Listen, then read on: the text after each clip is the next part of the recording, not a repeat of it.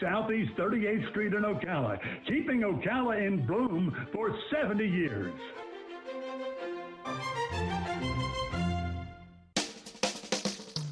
Now you've done it. Have you lost your mind? He's back. And you're listening again. A legend in his own mind. Don't believe me? Just ask him. Here's Tom Schmitz live on WOCA. The Source. Welcome back to Ocala Talks on a Tuesday. I am your host, Tom Schmitz. A pandemic, you got mass shootings, segmented viewpoints, divided viewpoints is even a better way to describe it, and more. Across the country, there's some suffering going on, and people need to feel cared for now more than ever. One nonprofit, Caring Bridge, hopes to inspire people to find the big and small ways they can care for each other with the launch of World Caring Day today, June 7th. This platform has spent more than the last 25 years dedicated to helping families and friends support each other. Joining us today to talk about the new initiative that's encouraging all of us to share acts of caring is Tues Newcomer, the CEO of Caring Bridge. Tia, good morning to you. Morning, Tom. Thank you for having me. In this world we're in with all the stuff going on, the pandemic, the mass shootings, the division, the worries that we have, empathy and compassion appear to be afterthoughts. But your organization's working to change that. Can you explain more about that? Absolutely. With those 25 years of experience, we've become the #1 caring platform in the world. And over those 25 years, we've been able to see the power of building bridges of care and communication. And we primarily activated community supporting someone going through a health journey. And so because we have that experience, because of the things you were talking about and that are going on in the world, we marked June 7th today as World Caring Day. It's one of those things where I tell people all the time, we don't need our governments to care for us. We need to each care for each other. That's how we make strides. Your organization is making milestones, and they're making a milestone right now. Tell us about what Caring Bridge is about and how it started. Yeah, it's pretty special. Today actually is the legacy of Caring Bridge. June 7th was a day when a baby named Bridget was born. She was unfortunately only on this earth for a short 9 days. However, our founder, Sana Mering, was in the midst of supporting her parents through this 9 days of health journey, and there was a tremendous community that wanted to know what was going on with baby Bridget and how they could support her parents. And so Sana, a woman of STEM, an engineer, a woman entrepreneur, went to her basement. This is before Google, before Facebook, and she coded the first Caring Bridge site where she could communicate as often as she wanted with one easy click to all of that great community. And 25 years later, I am very excited to share that we have over 1 million families that have been connected through caringbridge.org, and we have today over 400,000 visits a day. And so when you think about the power of caring and how Caring Bridge started, it's just a powerful legacy that has been created. What is it that's so important that people need to join a movement like Caring Bridge?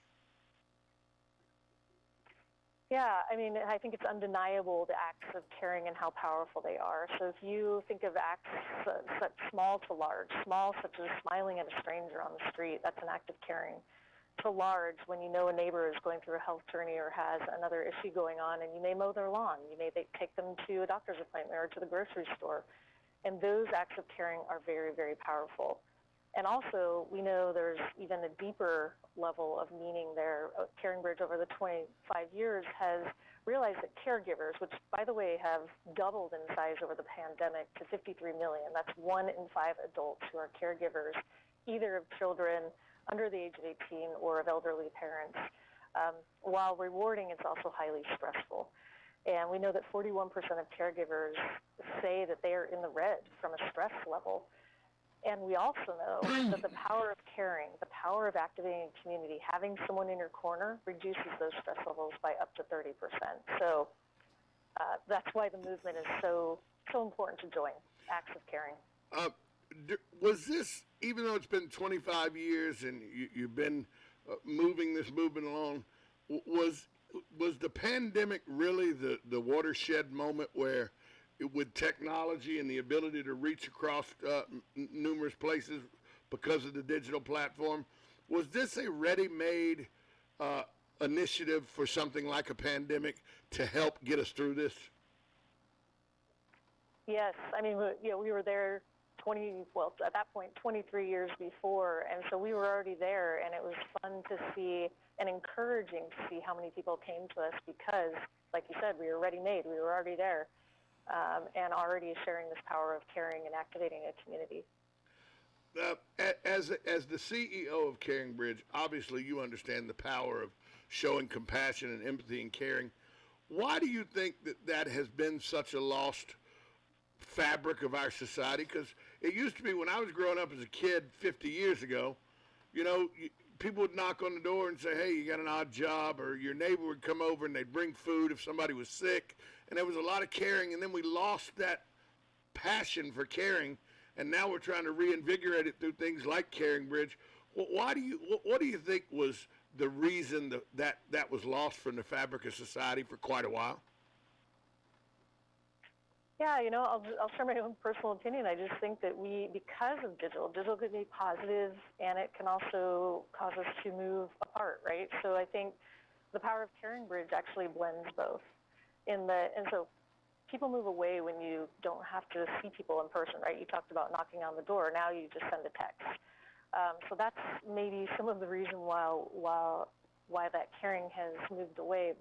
Now the power of Caring Bridge, right, on the flip side, when you think of digital bringing people together, it's a place where when people are going through tremendous stress or tremendous health journey, they can still connect and activate that community from a face-to-face perspective, but do it digitally so that when they are back home or at the hospital or out in the world, they have that physical support. So it's really the best way, I think, that you can see that digital movement happen in a most positive way. Well, I over the last year and a half, you don't know this, but a lot of my listeners know, over the last year and a half, I've been in and out of the hospital quite a few times with some heart issues and everything.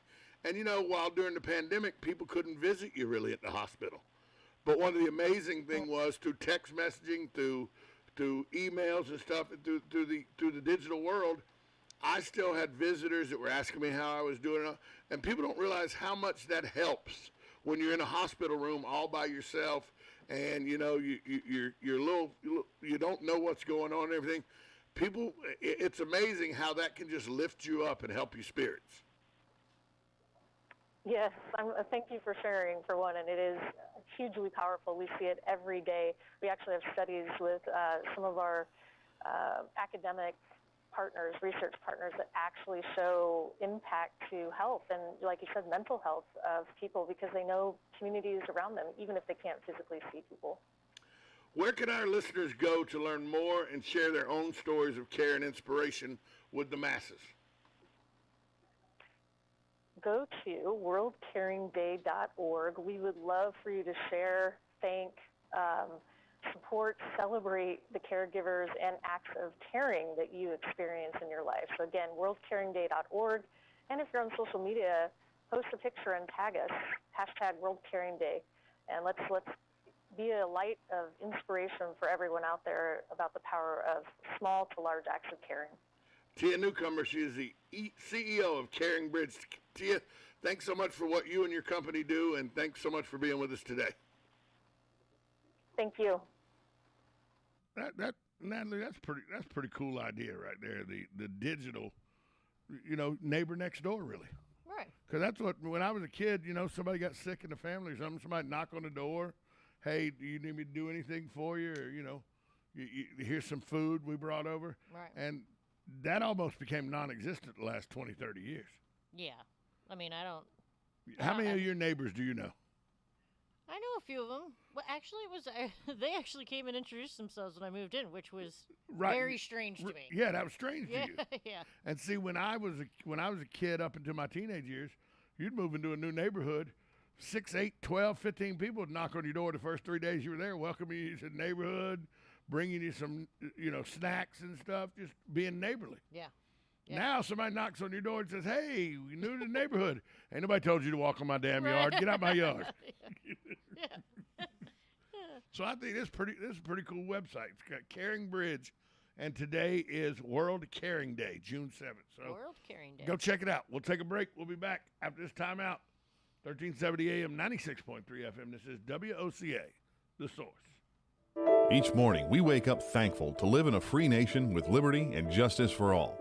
But sometimes those liberties can be put in jeopardy, and you may have questions about what to do or who to call. Let Doc Blanchard of Blanchard, Miriam, Adele, and Kirkland help you find the answers. Attorneys at law since 1974 and located in downtown Ocala. If you have legal issues, don't go it alone. Call 352-732-7218. Blanchard, Miriam, Adele, and Kirkland, helping protect your liberties every day.